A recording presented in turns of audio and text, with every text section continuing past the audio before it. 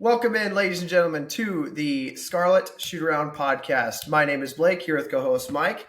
Welcome you to our Lindenwood preview episode. We're going to talk about the Doane exhibition that we just had, kind of discuss what we liked, what we didn't like, things that we saw that maybe we weren't expecting, or things that we expected that did come true. So, Mike, welcome into the show. What you want to talk about? Kind of how the bar scene just went there. It's tough. You show up, expect to see a good matchup in the World Series. Game four. Some may say it's a must-win for the Snakes. If you're a DB's fan out there, you're sweating coming in this game, and it's not looking hot for them. I think we left. It was 10-0, and at that point, you're just asking the bartender for the tab, just trying to get out of Dodge. Time to get out. Just not time good. To get out. Not good. But some of us may have Diamondbacks futures bets on the line, so it's really time to get out of there. But who's to say? Yeah. Who's to say? Who's to say? You never know. Anyway, well, let's move into some of the basketball that we saw, Mike. In the Doane game, what did you see just kind of out of the gate within that short little deal that stuck out to you? Yeah, I think for those that didn't get to watch, is on BTN Plus, so maybe not everybody got to see it. One of the big things, our whole front court, literally non-existent. Not because they didn't play well, but quite literally we didn't have anybody available due to injuries, sickness, whatever it may be. That caused, some players to have to play in a position that maybe they're not used to. I think we had one player over 6'7" in the lineup, which works okay against Doane, but I don't know about in the future. So. Well, and I will say as someone who attended the game, that Doane starting lineup, I think everybody outside of one guy was probably 6'3" or under. So I don't know that you can take a ton out of this game. It's probably a great game to test a small ball lineup on. Right. So, and we might utilize that in season. I don't know how realistic that may be or not, but Fred had a quote in his post-game press conference about the small ball here. We'll let you listen in.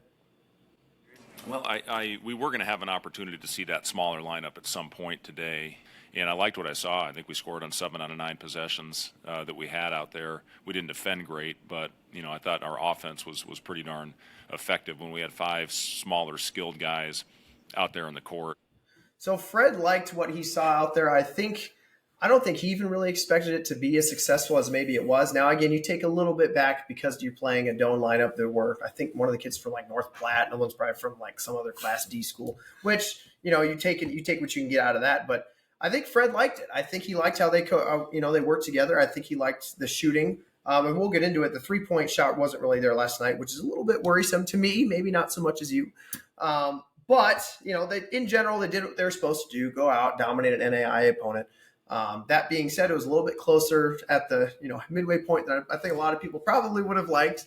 But they got it done at the end of the day. So do you want to talk about what Eli Rice did? Stole the show a little bit. Yeah, he did. He really did. Coming in, there's high hopes for him. I know we talked about him in the season preview. Had mentioned him quite a bit, but played well on both sides of the ball. He had his line here. Shot 7 for 14, 3 for 7 for 3, 18 points, 3 rebounds, 1 assist, plus 18 on the night.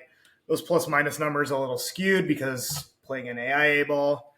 But he had a big impact, and I think a lot of the players and, obviously Fred, I think they had some high praise for him for what he did, even if it was just at an exhibition game, excuse me, to still just go out there and perform in a game-like scenario. It's not practice. To actually lace them up, go out there in PBA and get it done is, I think, very impressive. And this is a guy, again, we're talking about that is 18 years old. Yeah. Now, I kind of talked about this a little bit in the precursor. If you didn't listen to the last episode, go ahead and check it out. But I talked about in that episode how Eli Rice dominated in the Spain trip. So Fred already kind of knew. It seemed like with a lot of the players, and we'll show you some quotes here as to what they said in the postgame as well. But a lot of the players, this was not a shock. I think a lot of them not necessarily saw 18 points coming, but they knew that he was going to shoot. They knew he was going to be a volume guy. They knew he wasn't going to be afraid of the moment per se. So this is what C.J. Wilcher had to say about Eli Rice's performance. Eli's special, man. Just even off the court, he's just to himself. You know what I mean? He's kind of like a pro, honestly, at such a young age, and he's special, man. He's gonna be really good. Now, doesn't that word pro, Mike, doesn't that just excite a guy a little bit? Gets the heart racing a little bit. And like you said, maybe we need to temper a little bit now. We're maybe too high on him. Kid's 18. But high praise coming from a guy that's been around, played a lot of Big Ten ball. Sam Hoiberg had similar sentiments to say about Eli Rice's first performance in PBA. Yeah, I mean, he's just a natural-born scorer, too. I mean, he never plays without confidence. He led our team scoring in Spain, and we know he's someone that can bring that. I mean, he came in right away and hit 2 threes for us, so we can always expect that from him. So I think it's no secret to everybody on the team, including the coaching staff, that this is a guy that can and probably will contribute this year. The question is how much. Do we think that he's a good enough player to where he can eventually start in the Big Ten? I mean, what do you think? I think there's definitely a possibility. I don't know. Early on in the season, it's tough. This was an exhibition against NAIA opponent. We can say it 30 times. We'll say it 100 times. It's not like Big Ten ball. It's a different beast. You know, these guys closing out yesterday on those 3-point shots that he makes, like you said, 6'1", whatever. They're not a 6'7", uber athletic Michigan State freak of nature with a 10-foot wingspan closing out. So I think he'll make a big impact on the team though this year. I think he'll grow into that. We'll close it out with one more quote from the post game. Fred Hoiberg had a comment on Eli Rice and what he's been contributing so far through practice. I'm really proud of Eli for how far he's come, but he just continues to go out there and improve really every time he steps on the floor. And the one thing Eli can flat out do is put that thing in the hole. You know, you see the potential that he has, the size that he has. I mean, the kid has a chance to be a superstar when it's all said and done. Again, you hear those exciting words, superstar, amazing, right? That's just something that I try to think back of the last super impact freshman that we had. You probably have to go back to Siobhan Shields, I think. I mean, I don't know that we've had somebody of this caliber of shock value right out of the gate. Bryce. Right? Bryce McGowan's. I obviously. I don't know if that was necessarily a secret, but true. That would qualify. Right. So enough Eli Rice talk. Going down the rest of the leaderboard, Sam Hoiberg, he's going to do what Sam Hoiberg does. And I said in the preseason episode that he might be the odd man out. I think I forgot what Sam Hoiberg does and what his role is. This guy comes off the bench, contributes a ton of energy, gets involved in passing lanes. He had 4 steals last night. I think 2 or 3 of them were in the first 5 or 6 minutes. Yeah. Shot 7 of 9 from the field over 29 minutes. Very efficient. 15 points, 3 rebounds, 3 assists. Just all over the place. He is a walk-on that I'm telling you could go to any kind of Summit League school and probably start. I mean, this kid is really, really good. Yeah. I think for me, the big highlight here, too, is you mentioned the 4 steals, no turnovers, too. So if we're taking the ball, we're not giving them easy looks the other way. I think that's a big thing to focus on for us. Take care of the ball. We don't want to give easy buckets the other way because I know we're going to be pushing the pace this year. That's something else we notice. We're going to try to push the pace. 13 fast break points, 21 points off turnovers for us. We don't want to give those opportunities the other way. That's a big thing that Sam Hoiberg did for us, by not giving the other team the ball. So Boogie Coleman, on the other side of it, I said in the preseason episode, I was really excited about this guy. Right. I think he had some good experience, played at Mizzou, played pretty well at Ball State. As good of a late flyer you can get on a guy, really, in the reality of the situation, right?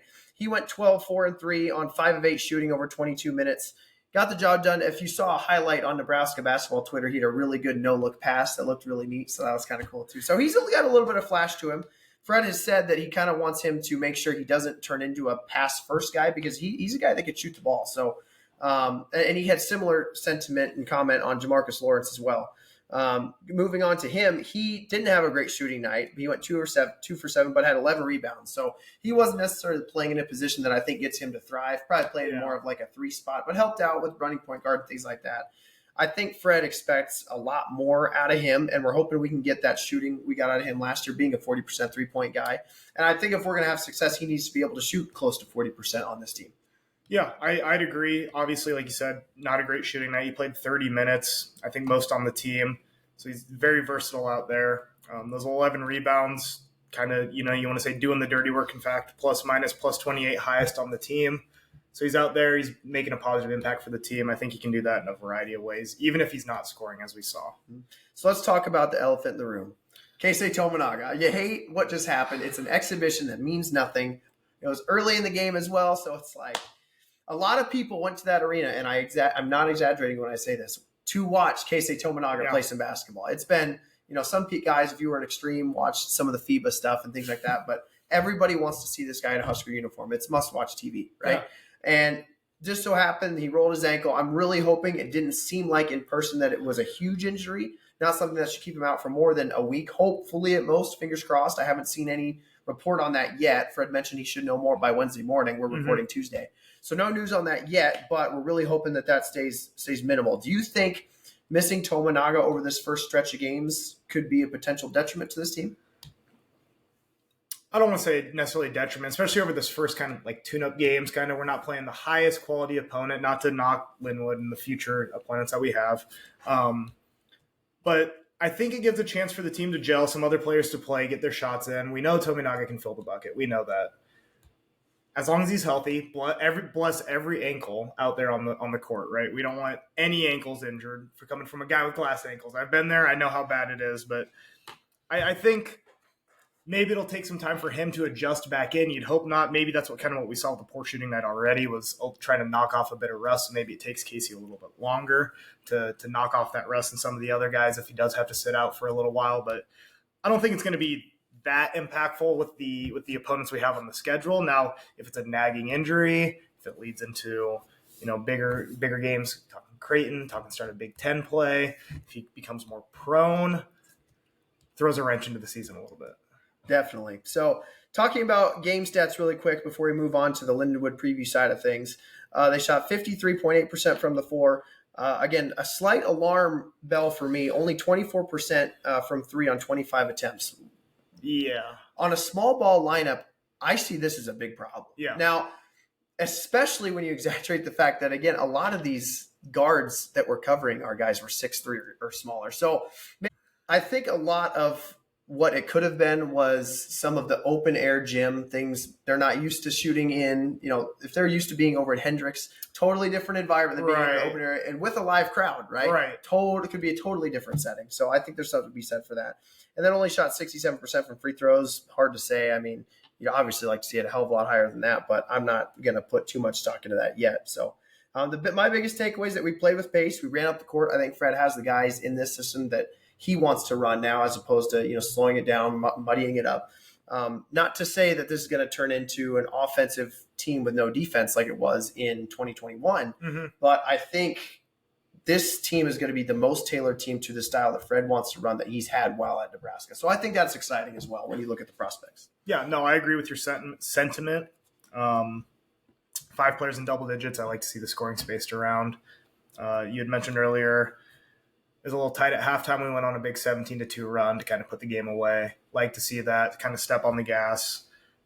Maybe don't want to have to see it come in the second half against an NAIA team, but like we said, like you'd mentioned, adjusting from Hendricks to an open gym, we're actually in a game environment, no longer a practice environment, which is definitely an adjustment that needs to happen for these guys, especially for the guys that haven't shot at PBA, and that's every guy. They haven't shot at PBA in how long? Months. It's a different environment. You got the guys transferring in; they're not used to seeing it. Guys, here for the first time, it's a little bit different. So hopefully, we'll see that shooting improve. I guess. Agreed.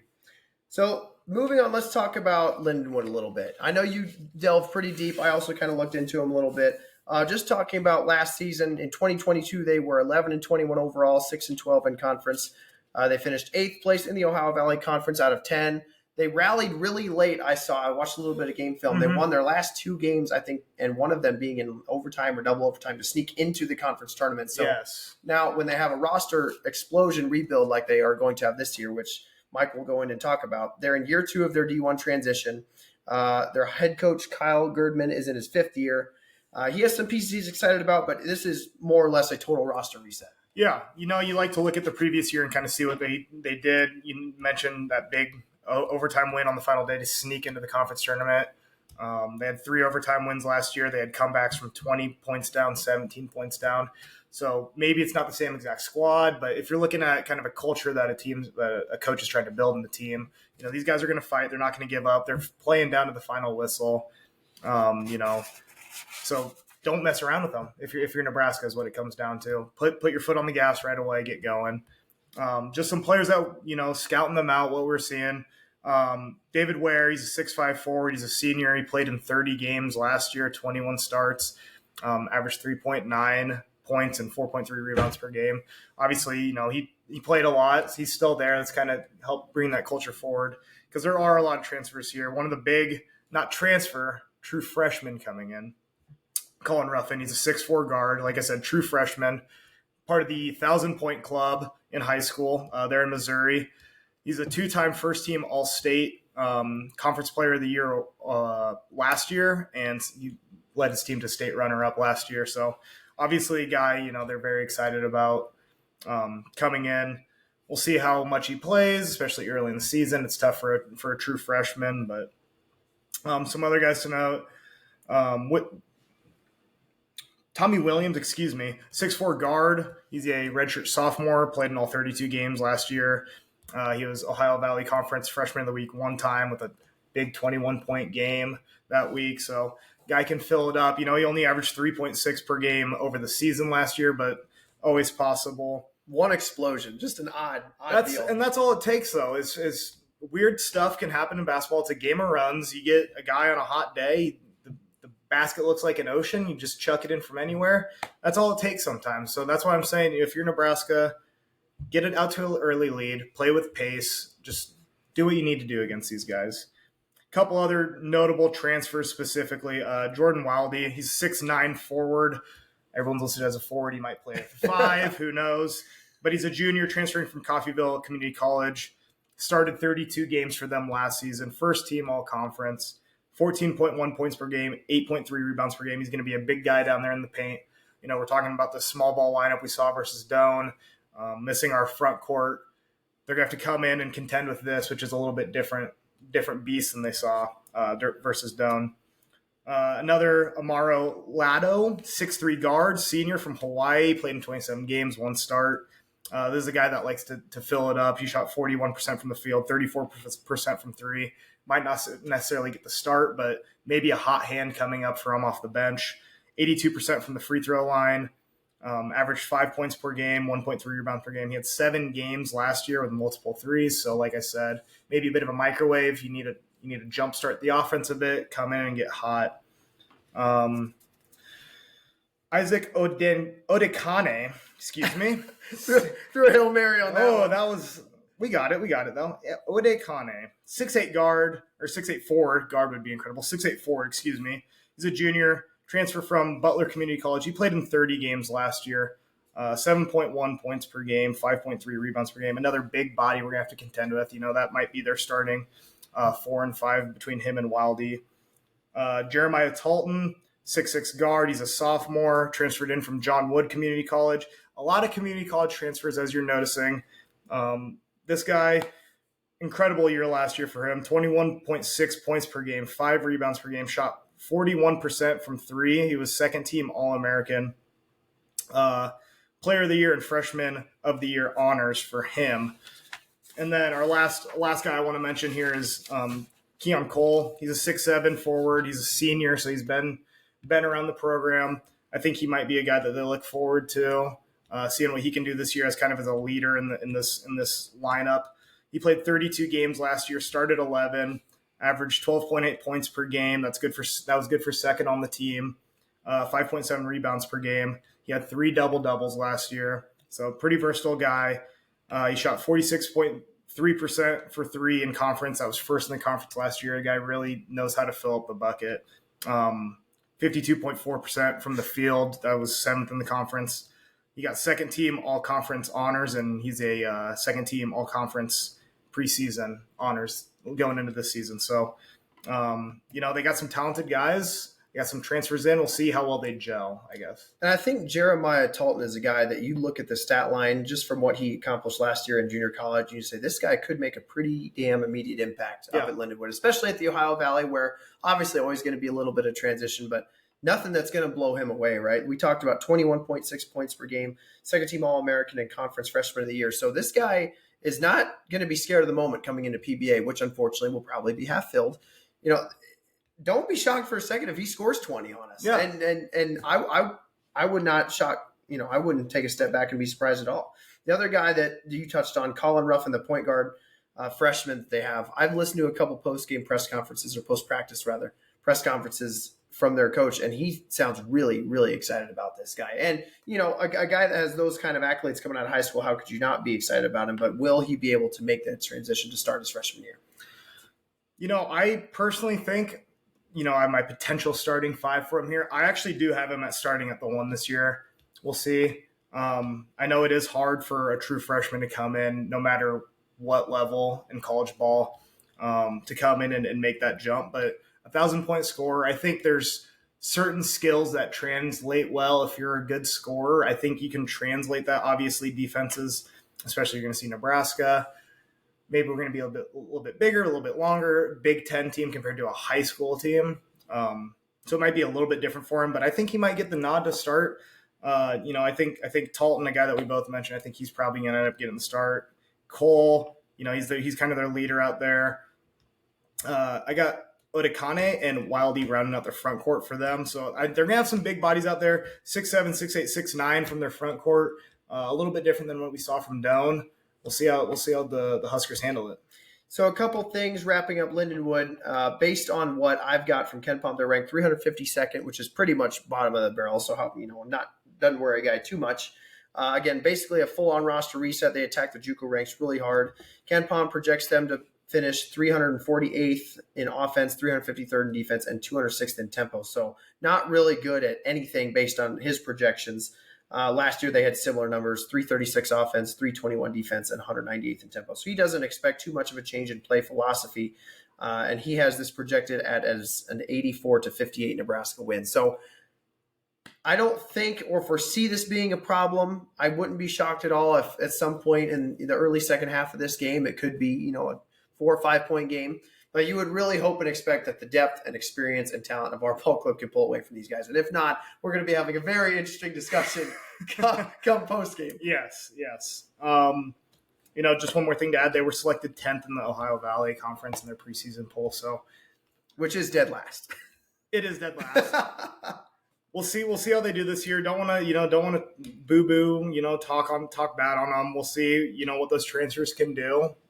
They got a lot of talented guys coming in, and excited to see how they look against the Huskers. Obviously excited to see how the Huskers look against them. So perfect. Moving on to our Big Ten breakdown. So a couple Big Ten teams in action on the 6th, which is the first day. You've got of notable games here. Princeton heading into Rutgers. Princeton catches in at 123 in the KenPom rankings. Arkansas State heading into Wisconsin at 172 in KenPom. James Madison heading into Behemoth Michigan State at 136 KenPom. Stanford going into Purdue at 139. And Florida Gulf Coast heading into Indiana at 147. None of these games should be lost by Big Ten teams. I would fear most of Rutgers, probably. Princeton always has a pretty good team. Yep. Will they be ready to, gel as an early squad team against a Big Ten opponent early on the road?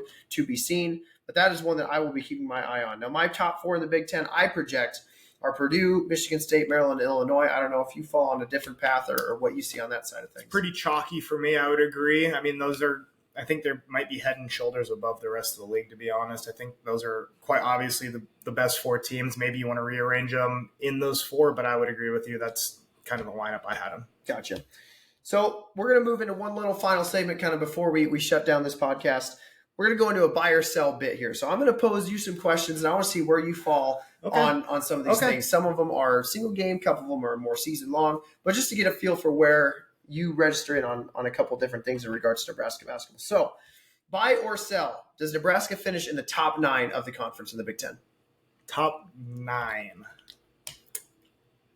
Now, if I go back and I think about our preseason, I think I projected them between 10 and 8. So you're kind of splitting the gap there. If we're talking top 9 including, in the top 9, I'm going to buy. I'm going to buy that. I think the Huskers will finish top 9. They'll avoid that play-in game in the Big Ten tourney. I think I'm buying. I like it. I'll throw you one more, then you can throw one to me. Do you think Hoiberg will start a game in the Big Ten? Sam Hoiberg, obviously. Yeah, no. Thank you for the correction. Yeah. I will buy. I'm buying that. It's interesting. It's a long season. So, injuries can pile up. heaven forbid, like I said, bless all the ankles. We don't want any of that. Injuries can pile up. He gave great minutes here in the Doane game that we saw. I'm buying. I think he'll get a start due to injury, due to maybe if we're playing a little matchup game, maybe if we want to go small ball lineup against a certain opponent. I think he'll get the nod in at least one Big Ten game. I think he'll get the nod. I like it. What do you got for me? Yeah. Let's see. Are you buying or selling that there will be 8 or more Big Ten bids? I think it's going to be pretty close to that number. Now, it depends if the lower side of the conference, or the middle aspect, I guess, rather, does in the preseason to bolster up what the Big Ten will look like in the non-conference slate, right? If you get a lot of Big Ten teams to if you get a lot of Big Ten teams to win these MTEs that are going to be happening in November and December, Right. Get some of these neutral site wins, maybe have a team or two win some of these things, I think you can set yourself up for maybe even a potentially 10 big league. Now, I think it has proven over time that those 10 big leagues never end up being as good as they maybe were propped up to be by the Right. bracketologists and so on and so forth. But I'm going to go ahead and buy that. I think the number is 8 right on the docket. I think Nebraska, in matching what I said in the preseason episode, needs to be in that conversation, which would lead you to about a 9th place, 10th place, 8th place finish, which you also, I think, talked about earlier in the episode. So I think if we can get within that range and the Big Ten succeeds in the early non-conference, I think we can see more than that. But I will buy that there will be 8 Big Ten bids. All right, I got 2 more for you. 2 more. First, will Keisei Tominaga get second team All Big Ten honors? Or higher. Excuse me. We don't want to leave out. Heaven forbid he eats first team, and you said sell. You're gun to my head. I'm sure. Gun to my head. He has the shock value, right? You can clip anything he does; it'll go viral on Twitter and Right. on social media and all that kind of stuff. So he has that potential to him. He has the wow factor. I don't know, and will be interesting to follow. Will he play enough minutes? And now all of a sudden, can he stay healthy? Right? How healthy can he stay throughout the course of a full Big Ten season when he's playing every game? If you remember last year, he kind of came in. Began starting towards the end of the Big Ten season. Can he play healthy for a full Big Ten season? I think if he does, then yes, I'm buying that he will end up eventually a second team or better Big Ten player. Now, I think the majority of that is based on his 3-point shooting, but as we saw last year, he is one of the best cutters to the basket in the Big Ten, really in the country. It really is, yeah. If you aren't face guarding this guy, he will light you up for behind your back for 12 points every single game on top of his 3-point game. So he's a multi-aspect threat in that regard. So I'll go ahead and buy that. I'll buy that. All right, I like that. No, I think you pointed out a good point. He's not just shooting threes. His cuts, he's great at getting to the basket. Might not be the fastest guy on the court, but he finds a way to get it done. I like that. I like that you're buying that. I think that spells good things for the Huskers if it comes true. So last thing here, you mentioned Ken Palm has the Huskers winning 84-58. That's the projection here over Lindenwood. Buying or selling the Huskers score more than 84? I'm going to go ahead and buy. I think our front court players, speaking most specifically to probably Mast, will end up lighting the basket up a little bit. Again, we talked about he has the ability to extend out the defense, shoot some threes, hopefully knock a couple down so that they have to respect that. I think that will play a large part in getting to that point. If I had to throw a random number out there, I think they probably get close to touching 90. Now, this bet and this buy totally depends on how well our transition game is. We talked about how everyone wants to play up tempo. Yep. How many of those free buckets in not only misses but makes can we get up the floor and get to the basket quick? The only thing I didn't necessarily like outside of the lack of 3-point shooting in this Doane game was it didn't seem like the shot selection was always there. Mm-hmm. A lot of the times we had the numbers and we were shooting shots that had no business being shot, that either looked rushed or wasn't the best available shot that we could have had. So I'm sure towards the end of the year they'll get a lot of that figured out. Again, a lot of these pieces are new working together, so there's some gel to be had with this team down the road yet. But I'll project that we get there. I think it might be a little bit tight, but yeah, I'll go ahead and buy that. I'll give you one more here. Okay. Do you think throughout the course of the 2023-24 season Nebraska will end up being in Joe Lunardi's bracketology? When you say in the bracketology, are you saying in the bracket? We're talking last four in or above? Because if we're including first four out, and now they go to the next four out, so now we're talking 8 teams that might. We'll say. Well, I'll just answer that for you. I'm going to say in the bracket. I like that. I like that better. Last four in or better. Last four in or better. We talked about it last episode. We keep, referring to that because we had our projections for the season. A big goal was, if we can be in the conversation, right, coming down the stretch, make those March games matter. Be in the bracket last four in. I think I'm going to sell that. Maybe we're in the first four out or next four out. I don't think he'll have us in his bracket. But I'd love to be surprised. I would love for you to be wrong. I would love to be wrong. I will eat crow on that one happily. Does he put out an NIT bracket? We're already talking about the NIT bracketology. No. Holy. That's awesome. I think that's about wraps it up for our Lindenwood preview. Looking forward to what is hopefully a big Husker win, and we can talk about all the different things that went into that. Hopefully, we get to the 87 mark and we shut them down on defense. And I'll be really interested to see how that front court plays because we didn't get to see that in the Doane exhibition. Yeah. So excited to see how this all morphs together and ends up looking as a team. You can follow us on social media. We are Scarlet Shoot Pod on Twitter /X, on Instagram, on Twitch, which hopefully we plan on be live streaming a couple of times after big games and things like that to grow some viewer interaction. Find us anywhere. You can find us on Apple Podcasts, Spotify podcasts, all out there, whatever you prefer. And we look forward to keeping these going. I'm expecting that we'll release semi-weekly, twice a week. Yep. Now, that'll change based on buys and certain scheduling quirks that we may have. I think there's a little stint coming up where we have a game on Tuesday and Thursday, so we'll just combine that into one slightly longer episode. Looking forward to this season. I can't wait to see what we look like once we've tried out there against Lindenwood. For Blake and co-host Mike, go Big Red. Go Big Red, baby. Stupid bitch.